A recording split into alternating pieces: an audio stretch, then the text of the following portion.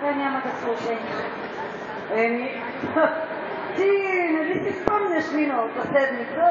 Моят баща кралят направи конкурс за красавици, бъдещи принцеси. И какво си мислиш? Нито една.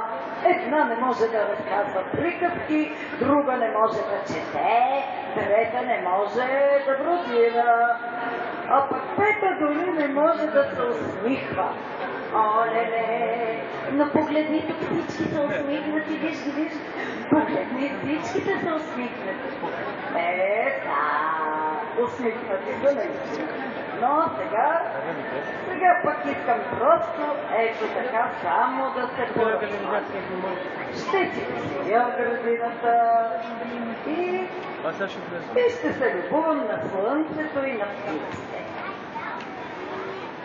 Но съвсем наблизо, там, малко по-надолу, в една кула, живееше моята братовче. Сигурно всички я познават. Тя е една фея, която е много стара и е малко лоша, особено когато нещо ни харесва. Ето сега ще я видите.